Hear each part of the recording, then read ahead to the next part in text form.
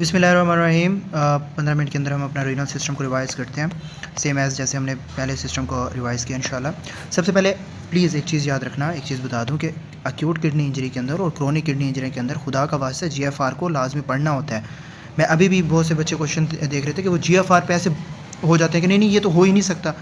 Please यहाँ से जो ट्रायड्स हैं उनको अच्छे से देख लीजिएगा। एक्यूट किडनी इंजरी के अंदर क्या होता है, राइजिंग क्रैट होता है, यूरिन आउटपुट कम होता है और रीसेंट रीनल इंसल्ट होता है। रीसेंट ये नहीं कि क्रोनिकली एक चीज़ आ रही इंसल्ट होती है। किट को क्राइटेरिया एक दफ़ा देख लीजिएगा जिसके अंदर सीरम क्रैट और यूरिन आउटपुट जो हम देखते हैं। प्री रीनल का क्या मतलब होता है, पहले का मसला होने कि dehydration, hypotension, heart failure, high BUN creat ratio या लो यूरिन का सोडियम होना। ठीक है, ये प्री रीनल यानी कि पहले, यानी कि गुर्दों से पहले का मसला होना कि दिल के अंदर का मसला आ रहा है, बाहर से कोई मसला आ रहा है, आपके अंदर का कोई मसला नहीं है, आपके कमरे का कोई मसला नहीं है, बाहर का मसला है। ठीक है, तो क्लिनिकल कॉन्टेक्स्ट में देखना यूरिन की इंप्रूवमेंट और रिस्टोर परफ्यूम हमें देखनी होती है। एक्यूट, अच्छा इसके अंदर आपने फ्लूइड्स देने होते हैं, hypovolemic and treat shock and heart failure. Acute tubular necrosis क्या होता है, necrosis not interstitial disease, it's a necrosis, please याद रखें। एक्यूट ट्यूबुलर नेक्रोसिस आपकी अपनी जो गुर्दे हैं उनकी डिजीज़ है। ठीक है, इस्कीमिया हो जाना, मडी ब्राउन कास्ट 1000 दफ़ा पहले भी बता चुका हूँ। सेचुरेशन जो सोडियम की फ्रैक्शन एक्सक्रीशन है वो मोर देन 2% है, तो इसके अंदर आपने यूरिन माइक्रोस्कोपी और रीनल फंक्शन देखने होते हैं। पोस्ट रीनल का क्या मतलब है, कमरे के बाहर का मसला, इस साइड से राइट साइड से आपका प्री रीनल है कि आने वाले का मसला। इंट्रा रीनल का यानी कि एक्यूट ट्यूबुलर नेक्रोसिस यानी कि इंट्रा रीनल गुर्दों के अंदर का मसला। पोस्ट रीनल यानी कि बाहर का मसला, उसके अंदर एनयूरिया, ओलिगोयूरिया, फ्लैंक पेन, बीपीएच यानी कि यूरेथ्रा, यूरेटर, ब्लेडर, इसके अंदर के मसले जहाँ भी आएंगे वो आपके पोस्ट रीनल होंगे। क्रोनिक किडनी, अब देखें ये आ गया किडनी डैमेज, ये इतना इंपॉर्टेंट क्लू है। किडनी डैमेज जीएफआर 60 से कम 3 मंथ्स और एल्बुमिन विद कॉम्प्लिकेशंस, इसको देख के एल्बुमिन यूरिया को देख के वो कहते हैं नहीं जी ये तो एक्यूट किडनी इंजरी होगा। भाई जीएफआर 60 से कम है, मोर देन 3, अगर 3 मंथ्स की हिस्ट्री भी ना दी हो लेकिन जीएफआर लेस देन 60 है तो आपने एटलीस्ट क्रोनिक किडनी डिजीज़ की तरफ जाना है। ठीक है, तो ये आपने याद रखना है। इसके अंदर आपने glucose control, S inhibitors, SGLT2 inhibitors वगैरह जो है वो देने होते हैं ताकि जो है वो ग्लूकोज और ये चीज़ें जो इनकी अब्जॉर्प्शन वगैरह का मसला आता है तो वो ना हो। ठीक है, एंड स्टेज रीनल डिजीज़ क्या होता है, जीएफआर लेस देन 15, 90, 75, 45, 30, 15, ये सारी जो है उसकी स्टेजेस होती हैं। With uremic symptom with fluid and electrolyte complication जो है वो एंड स्टेज रीनल डिजीज़ होती है। बट इस नेफ्रोटिक सिंड्रोम, नेफ्रोटिक सिंड्रोम के अंदर क्या होता है कि आपको एल्बुमिन जो है हैवी प्रोटीन यूरिया होता है 3.5 से ज़्यादा। ठीक है, with hyperalbuminuria, urine protein qualification and renal biopsy if needed. Minimal change disease क्या होती है, सबसे important, child with sudden nephrotic syndrome with selective albuminuria. Focal segmental glomerulus क्या होता है, nephrotic proteinuria with hypertension CKD with segmental sclerosis. इन दोनों के अंदर अगर डिफरेंस आए तो इसके अंदर आपने सिगमेंटल सेक्लोरोसिस, क्योंकि ऑलरेडी उसने दिया हुआ है सेक्लोरोसिस, जहाँ पे भी आएगी वो आपने क्या देखना है, फोकल, और इसके अंदर आपने क्या करवाना है, रीनल बायोप्सी करवानी है। फिर मेम्ब्रेनस नेफ्रोपैथी के अंदर क्या होता है कि adult nephrotic syndrome with NTPLA2R with सब एंडोथेलियल डिपॉजिट का होना। ठीक है, इसके अंदर एंटीबॉडीज़ यहाँ पे आके डिपॉजिट होना स्टार्ट हो जाती हैं। ठीक है ना, आपने रास ब्लॉकेड और इम्यूनो सप्रेशन जो है वो देने होते हैं ताकि जो आपका इम्यून सिस्टम है वो आपका बेहतर हो सके। डायबिटिक नेफ्रोपैथी क्या होता है कि डायबिटीज, लॉन्ग टर्म डायबिटीज़ की वजह से एल्बुमिन यूरिया और हाइपरटेंशन हो, और लॉन्ग टर्म नेफ्रोपैथी आपकी हाइपरटेंशन की वजह से हो रही होती है। यूरिन ACR और EGF आपने मॉनिटरिंग वगैरह करनी होती है, बाकी ड्रग्स देख लीजिएगा। अमेलॉइड नेफ्रोपैथी क्या होता है, नेफ्रोटिक सिंड्रोम, एमेलॉइड्स की डिपोजिशन हो जाना आपकी with systemic amyloidosis with enlarge kidneys, कि आपकी नॉर्मल चीज़ों के ऊपर आपके एमेलॉइड की डिपॉजिट होना स्टार्ट हो जाए। इसके अंदर आपने very important renal biopsy with Congo red staining आपको आइडिया होना चाहिए। नेक्स्ट आ जाता है आपका नेफ्राइटिक सिंड्रोम में haematuria, hypertension with azotaemia and RBCs cast. मैंने आपको 1000 दफ़ा बताया, जहाँ पे भी आपका कास्ट का लफ्ज़ आ जाएगा यानी कि अच्छा आपके RBCs हों, WBCs हों, ये आपका किडनी से रिलेट करेगा। ठीक है, लेकिन अगर कहीं पे भी आपका कास्ट नहीं आता और दूसरा सिर्फ RBCs का आता है तो आपने याद रखना ये आपका यूरेटर का या किसी और का मसला हो सकता है। ठीक है ना। पोस्ट स्ट्रेप्टोकोकल ग्लोमेरुलोनेफ्राइटिस क्या होता है, यानी कि पहले उसको बच्चे को कोई इन्फेक्शन हुआ और उसके बाद वो प्रेजेंट हो with cola coloured urine and low C3। ये एंटी-आइसो या एंटी-डीएनेज एंटी-बी टाइटर्स जो है वो आपने याद रखने हैं। IgA नेफ्रोपैथी के अंदर एपिसोडिक हेमाचूरिया होता है और अपर रिस्पिरेटरी ट्रैक्ट की जो है वो हिस्ट्री होती है। अपर रिस्पिरेटरी ट्रैक्ट की हिस्ट्री कहाँ पे हो सकती है, एक्यूट ओटाइटिस मीडिया के अंदर अपर रिस्पिरेटरी ट्रैक्ट इन्फेक्शन की हिस्ट्री हो सकती है। ठीक है ना, और तो IgA नेफ्रोपैथी के अंदर अपर रिस्पिरेटरी ट्रैक्ट की हिस्ट्री होगी। ठीक है, रीनल बायोप्सी हम करेंगे। ठीक है, फिर रैपिडली प्रोग्रेसिव यानी कि प्रोग्रेसिवली ग्लोमेरुलोनेफ्राइटिस की डिजीज़ हो रही है। अब इसके अंदर भी देखें वही कि आपके जो गुर्दे हैं वो ख़राब हो रहे हैं with having a crescent shape structures. तो अर्जेंट रीनल बायोप्सी करेंगे, हाई डोज स्टीरॉइड और वेरी इंपॉर्टेंट साइक्लोफॉस्फेमाइड रेटिजुमब या प्लाज्मा एक्सचेंज जो सब हम करेंगे रैपिडली प्रोग्रेसिव ग्लोमेरुलोनेफ्राइटिस के अंदर। एंटी जीबीएम डिजीज़ क्या होती है, anti glomerulus basement membrane disease क्या होती है, haematuria with pulmonary haemorrhage and anti GB antibodies उसके खिलाफ बन जाना बॉडीज़ का। तो एंटी जीबी सीरोलॉजी और रीनल बायोप्सी करते हैं, विद प्लाज्मा फेरेसिस हम करवाते हैं और कॉर्टिकोस्टेरॉइड और फास्फेट। और प्लाज्मा फेरेसिस क्या होता है कि खून को जो है वो आपने जो है साफ़ सुथरा जो है वो करना होता है। किसी भी इम्यून रिएक्शन के अंदर प्लाज्मा फेरेसिस करवा लें तो उसका कोई इशू नहीं होता। अनटिल सर्दी वगैरह लगना या पेशेंट जो है वो फीवर वगैरह होना वो कॉमन होता है। Alport syndrome very important, haematuria with sensorineural hearing loss with ocular abnormalities, इसके अंदर आपने जेनेटिक टेस्टिंग और रीनल बायोप्सी जो है वो करवानी होती है। ये ट्राइड आपने याद रखना है ऑकुलर एबनॉर्मलिटीज़ का। Thin basement membrane disease, persistent microscopic haematuria with family history and normal renal function, clinical diagnosis जो सब हमने करवानी होती है थिन बेसमेंट मेम्ब्रेन को। ल्यूपस नेफ्राइटिस क्या होता है, ल्यूपस नेफ्राइटिस के अंदर आपके एसएलई विद प्रोटीनयूरिया यानी कि सिस्टेमिक ल्यूपस नेफ्राइटिस के अंदर आपका एसएलई कॉमन है, प्रोटीनयूरिया हेमाचूरिया विद लो कम्प्लीमेंट, ठीक है ना। और इसके अंदर आपने स्टीरॉइड और माइकोफेनोलेट या साइक्लोफॉस्फेमाइड जो है वो देना होता है। आईजीए वेस्कुलाइटिस वेरी इंपॉर्टेंट कि palpable purpura with abdominal pain, arthralgia with haematuria या प्रोटीनयूरिया होता है। IgA vasculitis inflammation of the vessels by the IgA, तो क्लिनिकल डायग्नोसिस के अंदर आपने जो है बायोप्सी वगैरह करवानी होती है और इसके अंदर अमीनो सप्रेशन जो है वो देने होते हैं। What is different between acute interstitial necrosis and acute interstitial nephritis, ये मैं आपको बताना चाहता हूँ। नेक्रोसिस आपकी स्कीमिक कंडीशन होती है किडनी के अंदर, एक्यूट इंटरस्टिशियल आपके इंटरस्टिशियम की होती है इन्फ्लामेशन हो जाना। तो by the drug exposure with fever rash eosinophilia with AKI, ऐसी कोई हिस्ट्री एक्यूट नेफ्राइटिस के अंदर नेक्रोसिस के अंदर फीवर रैश एजिनोफीलिया की नहीं मिलती। तो फीवर रैश एजिनोफीलिया आपको इंटरस्टिशियल नेफ्राइटिस के अंदर मिलेगा और इसके अंदर आपको WBC स्कार्स देखने को मिलेंगे, ठीक है। पाइलोनेफ्राइटिस क्या होता है कि आपकी किडनी के अंदर fever, flank pain, pyuria, easy triad है, कंफ्यूज नहीं होना। इसके अंदर आप यूरिन एनालिसिस और यूरिन कल्चर आपने जो है करवाना होता है। क्रोनिक यानी कि लॉन्ग टर्म आपकी किडनी की हिस्ट्री रही हो, रिकरेंट यूटीआईज आपको देखने को मिले, स्कारिंग मिलेंगे कि वो जगह जो है बार बार डैमेज हो रही है तो वो स्कार्स बना रही है विद प्रोग्रेसिव सीकेडी।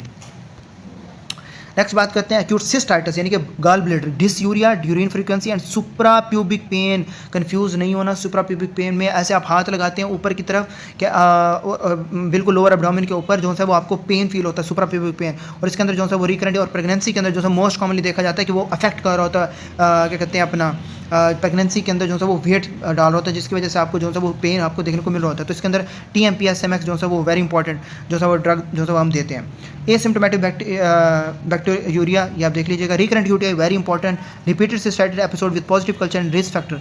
और आपको पता है कि यूटीआई के मोस्ट कॉमन काउज क्या होती है, ई कोलाई होती है। BPH विद ऑब्स्ट्रक्शन यानी कि benign prostate hyperplasia, older man होंगे हमेशा हेजिटेंसी होगी, वीक स्ट्रीम होगी, यूरिनरी रिटेंशन होगी। और सबसे इंपॉर्टेंट जब भी आप फोलीज जो है वो पास कर रहे होते हैं तो मोस्ट कॉमनली ओल्डर पेशेंट के अंदर पास नहीं हो रहा होता बिकॉज ऑफ BPH, ठीक है।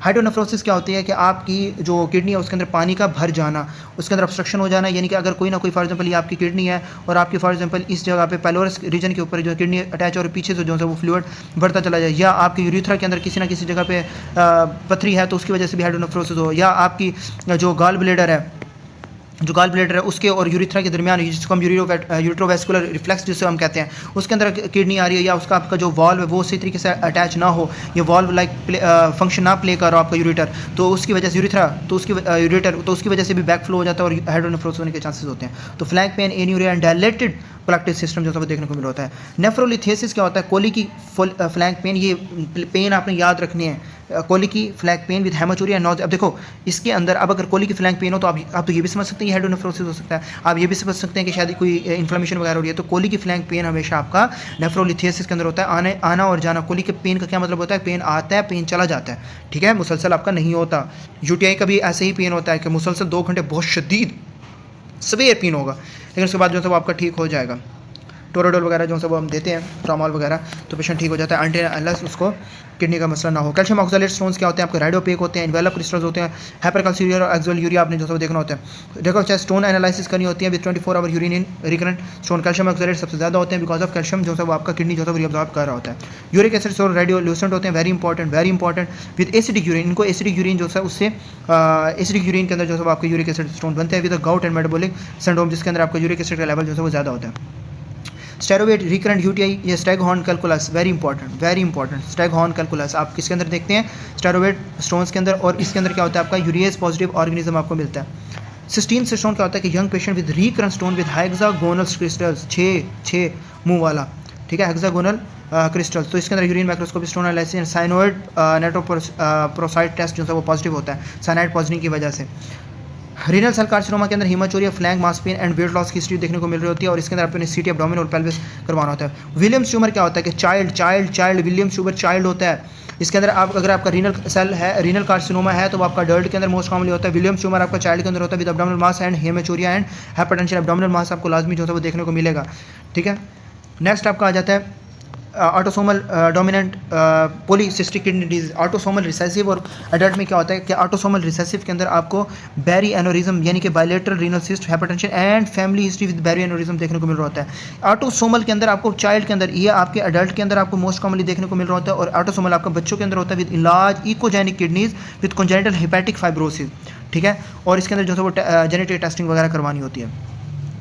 Renal artery stenosis, renal artery stenosis बहुत इंपॉर्टेंट है एज कम्पेयर जब आपके हाइपरटेंसिव मोस्टली क्वेश्चन आपका आए तो रीनल आर्टरी स्टेनोसिस के अंदर आपको रेजिस्टेंट हाइपरटेंशन आपको देखने को मिल रहा होता है। एब्डोमिनल ब्रूअड का लफ्ज़ नहीं बोलना रीनल आर्टरी स्टेनोसिस के अंदर। और करेक्ट जो है वो आपका रेज होता है after AC and ARBS angiotensin receptor blockers.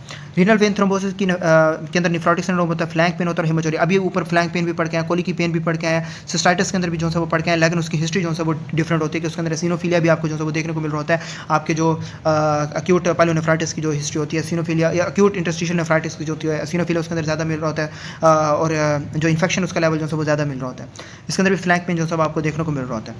Hypertensive nephrosclerosis, long standing hypertension की वजह से जो है वो with a bland urine and slow progressive CKD ऐसा आपको जो है वो CKD की तरफ जो है वो पेशेंट चला जाता है। इसके अंदर मोस्ट कॉमनली आपने BP को जो है वो कंट्रोल करना होता है। मैलिग्नेंट हाइपरटेंशन नेफ्रोपैथी एक दफ़ा खुद देख लीजिएगा। फिर आ जाता है very important distal RTA type 1 यानी कि रीनल ट्यूबुलर एसिडोसिस, एसिड की फॉर्मेशन होना, चाहे बाइकार्बोनेट कम हो रहा हो, चाहे आपका H+ ज़्यादा हो रहा हो, या दोनों चीज़ें जो है वो मैनेज ना हो रही हो। तो non anion gap acidosis, urine pH more than 5.5 and with kidney stones.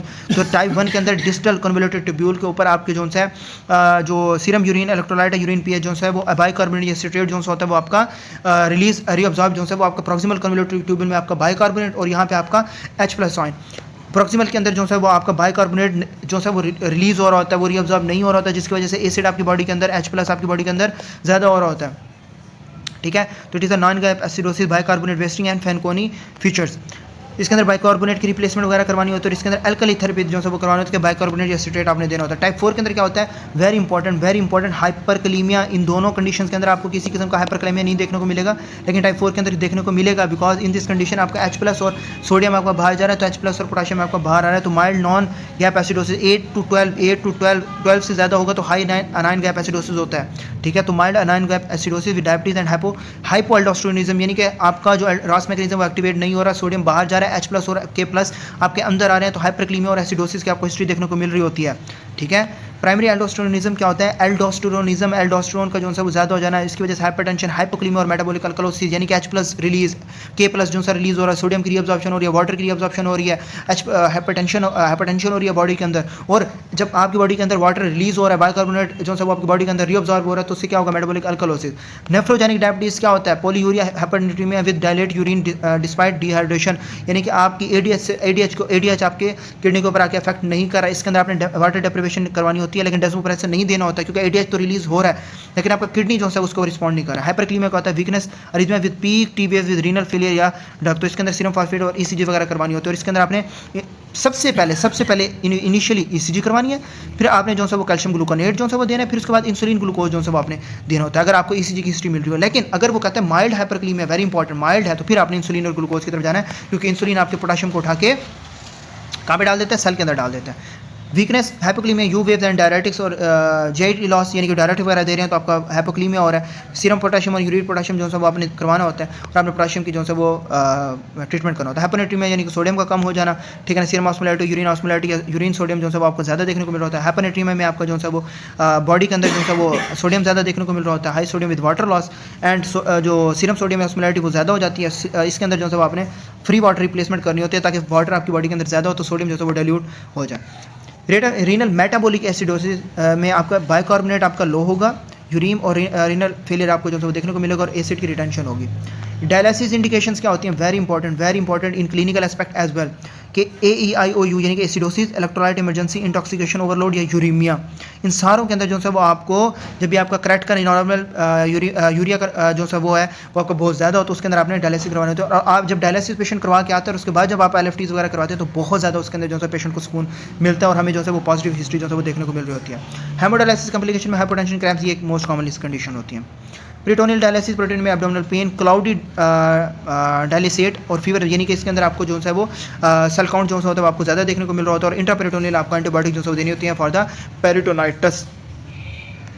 Acute kidney transplant rejection में राइजिंग क्रैट हो या ग्राफ्ट टेंडरनेस फीवर हो या रिसेंट ट्रांसप्लांट हो तो उसके अंदर आप नहीं कर सकते। क्रोनिक में आपका ग्रेजुअल ड्राफ्ट हो या हाइपरटेंशन हो, प्रोटीन यूरिया हो तो उसके अंदर एलोग्राफ बायोप्सी करवानी होती है। और आपने जो है वो रीनल रिप्लेसमेंट से पहले जो है वो आपने इम्यूनो कम्प्रोमाइज पेशेंट को जो इम्यूनो सप्रेशन हैं या जो पेशेंट है उसको स्टेबल जो है वो करना होता है। एज इट चाहे लीवर ट्रांसप्लांट हो, किडनी ट्रांसप्लांट हो, ये बात याद रखें कि जब तक पेशेंट स्टेबल नहीं होता तब तक जो है वो नहीं करते। हेमोलाइटिक यूरिमिक सिंड्रोम ऑलरेडी हम पढ़ चुके हैं। हेमोलाइटिक यूरिमिक सिंड्रोम के अंदर ब्लडी डायरिया होता है। एक की जो हिस्ट्री वो मोस्ट कॉमन होती है विद थ्रोम्बोसाइटोपेनिया एंड मैग्रो जो पैथिक हेमोलाइसिस, आप थ्रोम्बोटिक थ्रोम्बोसाइटोपेनिया के अंदर हमको रिलेट कर रहे होते हैं, उसके अंदर आपका प्लेटलेट का लेवल कम होता है। इसके अंदर आपको थ्रोम्बोसाइटोपेनिया विद एक हिस्ट्री और ब्लडी डायरिया वेरी कॉमन होता है इसके अंदर, ठीक है। So thank you so much for watching. Almost 15 minutes की वीडियो बनी है तो आपने जो है वो अच्छे से कर लेना रीनल सिस्टम। Thank you.